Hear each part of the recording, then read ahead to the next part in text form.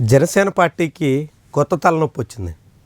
ఆ పార్టీలో ఇప్పటికే సంక్రాంతి కోడిపందాలు నిర్వహించారనే కారణంతో ఒకరిని, ఏదో ఆసుపత్రుల్లో వైద్యురాల మీద దురుసుగా ప్రవర్తించారనే కారణంతో మరొకరిని, ఇంకా రకరకాల కారణాలతో పలు నియోజకవర్గాల ఇన్ఛార్జీలని పక్కన పెట్టాల్సి వచ్చింది. దాంతో ఆయా నియోజకవర్గాల్లో కొత్త నేతల్ని తెర మీదకి తీసుకురావడం కత్తి మీద సాములా మారింది.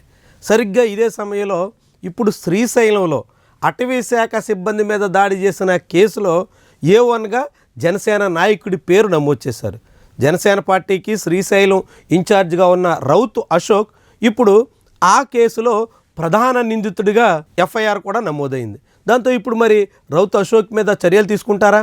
పవన్ కళ్యాణ్ ప్రాతినిధ్యం వహిస్తున్న అటవీ శాఖ సిబ్బంది మీదే దాడికి పూనుకుని సీసీ కెమెరా ఫుటేజ్ ఆధారంగా దొరికిపోయినటువంటి తరుణంలో ఇప్పుడు రౌత్ అశోక్ అరెస్ట్ చేస్తారా?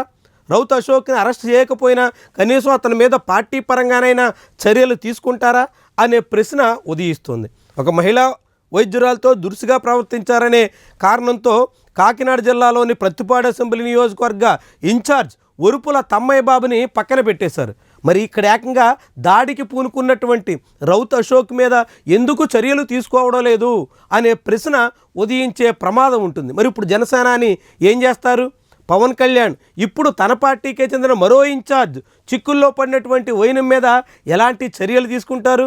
అనేక మందిని, కొవ్వూరులో టీవీ రామారావుని, అంతకుముందు డ్యాన్స్ మాస్టర్ జానీని, ఆయనకు ముందు కిరణ్ రాయల్ని, ఇలా అనేక మంది మీద వరుసగా చర్యలు తీసుకోవాల్సి వస్తున్నటువంటి తరుణంలో ఇప్పుడు రౌత్ అశోక్ విషయంలో పవన్ కళ్యాణ్ ఎట్లా స్పందిస్తారు అన్నది కీలకమైనటువంటి అంశంగా కనిపిస్తోంది. నిజంగానే జనసేన పార్టీ శ్రీశైలం ఇన్ఛార్జిగా ఉన్న రౌత్ అశోక్ మీద చర్యలు తీసుకునేదానికి పవన్ కళ్యాణ్ సిద్ధమవుతారా, లేకుంటే అశోక్ని ఉపేక్షిస్తారా? ఒకవేళ అశోక్ని ఉపేక్షిస్తే మరి మిగిలినటువంటి నాయకుల మీద ఎందుకు చర్య తీసుకోవాల్సి వచ్చింది అనే ప్రశ్న ఉదయించే పరిస్థితి ఉంటుంది.